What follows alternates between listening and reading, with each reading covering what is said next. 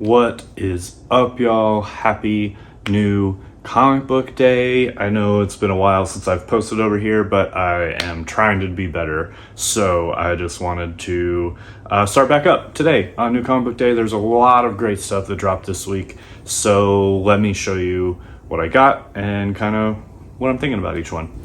Starting off with DC, we've got Absolute Wonder Woman issue number 9. This is a part of the Maze story arc that just started, so I think we will actually see her drop into the Maze in this issue. I've been loving this series. This is probably my favorite Absolute title. It's hard to pick between all of them, but I think Wonder Woman has been my favorite throughout.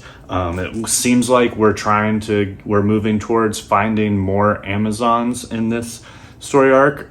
We've gotten some clues that they might be still out there somewhere, and so she is looking for them, and maybe we'll find out more at the end of this Maze.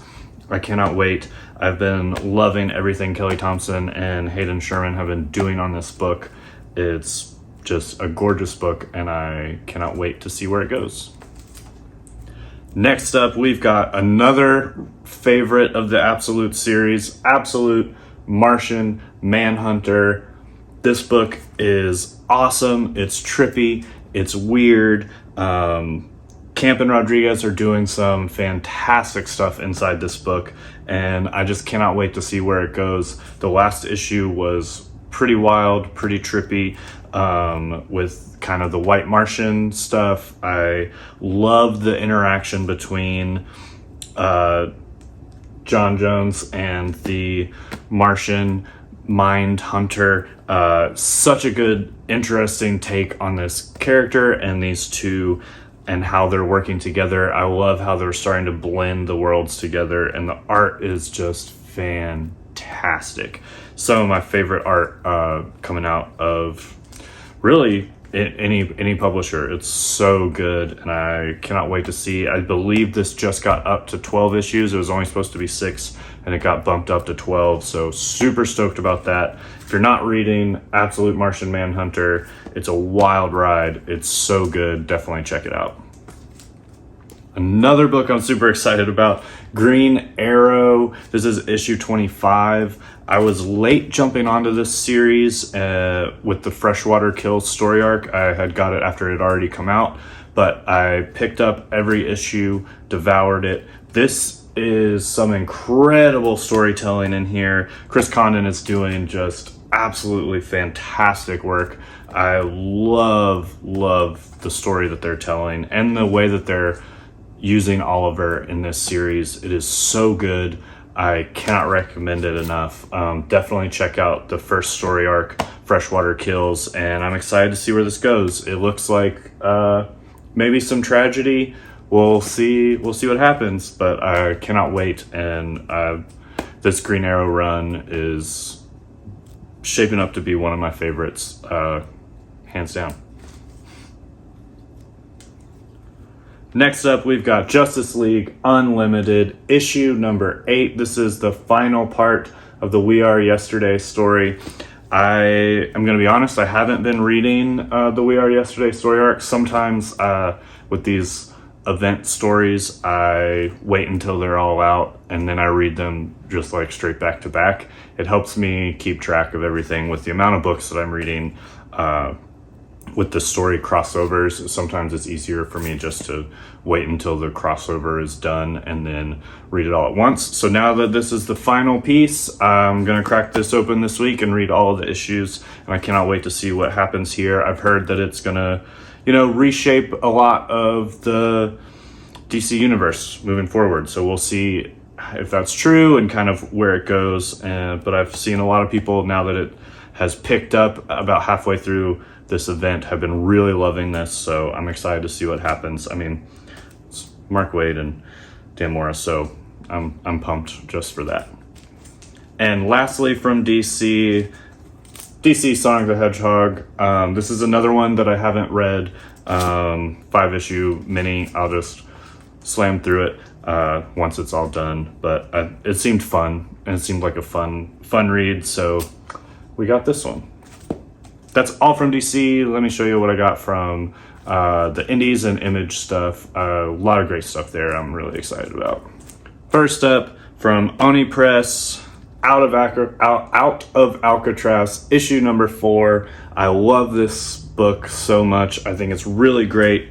Really good historical crime, drama, thriller with these folks that are trying to, obviously they've escaped Alcatraz and they're trying to kind of get their freedom and kind of evade these two FBI agent and a U.S. Marshal who are maybe not letting it go.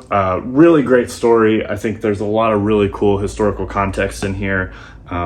Christopher Cantwell, Tyler Crook's art is just beautiful, absolutely gorgeous. This is a really great series. If you're not reading it and you're into like a noir crime drama, definitely check out this. It's super good.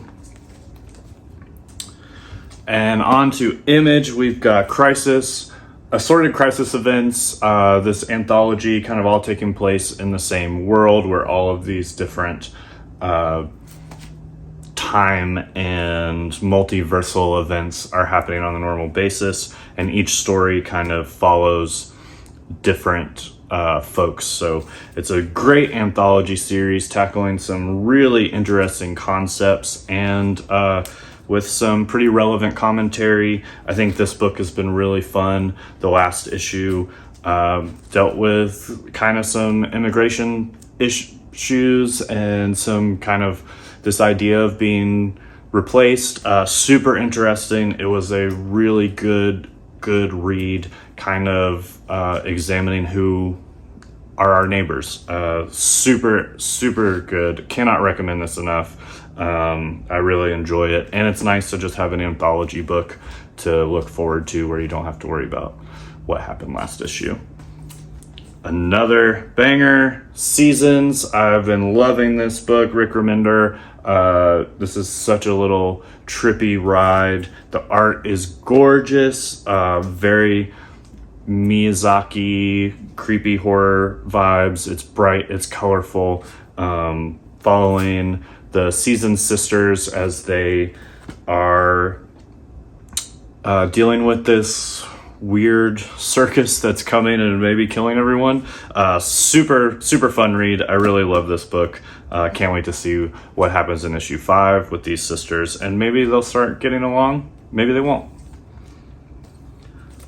Another banger, We're Taking Everyone Down With Us. This is a super sick retro futuristic spy thriller. I have been loving this book. The art is amazing. The story is really fun. You get these super nice like 60s and 70s like retro futurism. Super solid book. This is issue number 4. The past 3 have just been bangers. I cannot recommend this book enough. It is so good. I think if you're into like noir spy with like super villains, this is definitely going to be a book for you, and it's just gorgeous to look at. From Ghost Machine, we got the Rockefellers, issue number 6. I have been loving the Rockefellers so much. I think this book is so fun. It's got some great family dynamics in every issue, and we kind of get to see this just like fun family from the future trying to fit in to our present time. And we also in the last issue learned a lot about who's hunting them and the fact that they're family. So we've got another family dynamic happening in this book right now, and kind of what that means for the Rockefellers moving forward and as they're being hunted, and also kind of finding out why there is this animosity between them. So I cannot wait to dive into this issue. It was a huge reveal at the end of issue 5, so I cannot wait to see where this book goes. If you're not reading this, if you love like a great positive family dynamic that's really fun, a la Fantastic Four vibes, this is a really good book, and I think you'll really enjoy it. And lastly, this came out last week, but it didn't arrive on time with the rest of the orders at my shop, so I picked it up this week. Battle Beast, issue number 2. I have not read any of the Invincible series, but I've watched the show, and I picked up issue number 1 and thought this was a really easy onboarding point in the universe. So I picked it up, and I think it was a lot of fun. So I'm probably going to keep reading. I think this is a fun series, and it's a really good entry level. I think sometimes with these big series with lots of issues, it can be intimidating to dive in, so this felt like a good entry point into the universe. So if you've never read any Invincible like me, you can jump right in here, and I don't think, at least in that first issue, it made that much of a difference. So I'm excited to see where this goes, and I'm excited to maybe expand into the other Invincible books and kind of get more familiar with the universe. All right, let's dig into the Marvel. Some fun Marvel books this week that I'm really excited about, starting off with a couple of Spider-Man books. Spider-Man and Wolverine. I almost did not get this. This is issue 2. I picked up issue 1 when it dropped just because I thought the cover art was dope and I was hoping that the interiors would match, and they did. This is such a 90s nostalgia vibe. I love just the feel of it. It reminded me of all the comic books that I read when I was a kid. So that was super fun. And the story was like engaging. I was excited to see where it goes. Basically, they're on a mission to get this MacGuffin from a shield, a down shield helicarrier, I believe, and end up fighting Kraven and Omega Red. I believe it was Kraven and Omega Red. Now I'm questioning this. I'm pretty sure that's who it was. It's been a month since I read the first issue, but it was super fun. There was some weird mind invasion stuff, and so we got to see Wolverine reliving all of these moments from Peter's past, and then Peter reliving all of these moments from Logan's past. Just these great panels, super fun. And then we find out that, spoiler, skip ahead like 10 seconds if you don't want to know, the device that they are looking for, they are found, and Peter looked at it, and it shows that Wolverine was involved in the death of Peter's parents. So hence, fight to the death. Super fun book. It's just a fun read. I think the art is awesome, and I cannot wait to see what happens in this issue. So if you want a good 90s throwback vibe, then definitely pick this up. The other Spider-Man book that I think is awesome out right now is Predator versus Spider-Man. The first 2 issues of this were awesome. Issue 3 looks to be just as good. I have been loving this. It is violent. It is brutal stuff. But one of the cool things about this is we now have Kraven in the mix. Kraven is also now hunting this Predator. So I'm super excited to see where that goes. And then in the last page of issue 2, we get the reveal that there might be other predators out there trying to stop this rogue predator who is killing without honor. So I cannot wait to dive into this issue. This has been such a fun series. If you're a fan of Predator, definitely pick this up. It is brutal. It is gross. He's running around wearing the skin of people's faces on his face. It is awesome. Definitely worth that very small parental advisory label on the book there. It is so good. And it's just a fun read. Definitely pick it up if you like either of those things. Next up, Uncanny X-Men, issue number 16. This is part 4 of the Dark Arteries story arc. I really like this book. I think this book has been really fun. I love the art. It's gorgeous. Gail Simone has been bringing up some cool new stuff. I liked the dive into this kind of grave for past mutants, and then the people that treated them poorly, souls are being trapped here and guarded. I think this is a really cool story, and really fun. Just like, it's nice to be outside of kind of these crossovers and what's happening in the rest of the universe, and just tell this really interesting story. And the new characters, I've really enjoyed getting to know them. I think obviously it's jarring when they introduce new characters early and you want to stay with your characters you're familiar with. But I've loved that they've really given them time to shine, let you get to know them and get to enjoy them. And so, yeah, I cannot wait to dive into this. I've been picking up a couple of X books, the Adjectiveless X-Men and Uncanny X-Men have been the team books that I've been getting, and I've really enjoyed both of them. So can't wait to see what happens next. Continuing with the mutants, we've got Giant Size Age of Apocalypse. Kamala Khan continues her trip through X-Men and mutant history as Legion is trying to gain power from the Phoenix Force to maybe kill the island of Krakoa.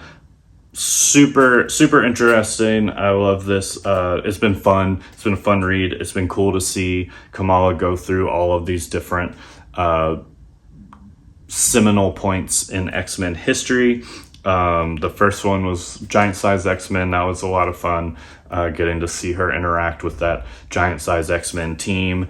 We just finished the Dark Saga, so getting to see Dark Phoenix. So getting to see her in the Dark Phoenix world, interacting with those characters, having some really great character moments with Jean was really awesome. And we're getting to see her using her new mutant ability. So that's been really fun. And I think this is a great vehicle to kind of learn more about Kamala Khan as a mutant. So I'm excited to see where this goes. And it's just been a really fun series.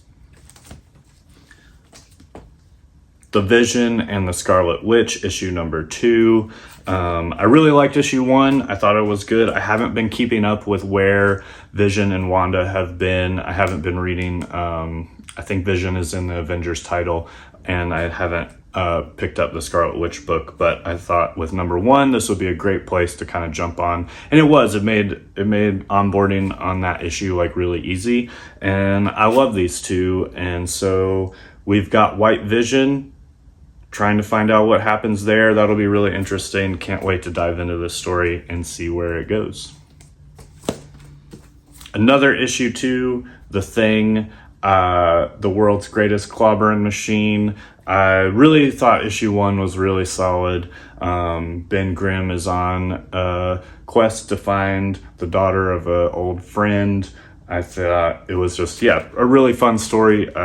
Can't wait to see where it goes. I like The Thing a lot, and I like to see him shine by himself, which has been really, really nice. And it looks like we might be getting some Bullseye in this issue, so cannot wait to see what happens here and continue on with this series.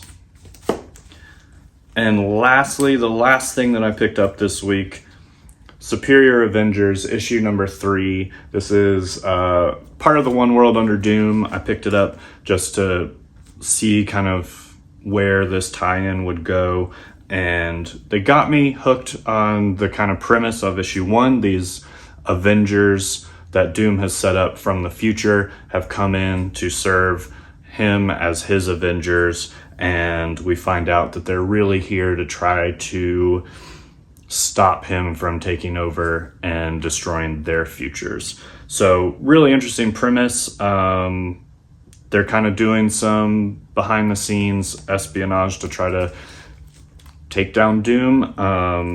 We'll see where this goes. Issue 2 was I wasn't sure if I was going to pick up issue 3, but I'm going to give it another issue to kind of get a better scope of the story. And this has some of our Avengers in here, so we'll see what happens when these two go head to head. Those are all of my new comic book day books this week. Let me know what you are excited about. Let me know what you're reading. If there's something I didn't pick up that I definitely need to be reading, let me know. Like and subscribe, do all that stuff. And as always, be kind to each other.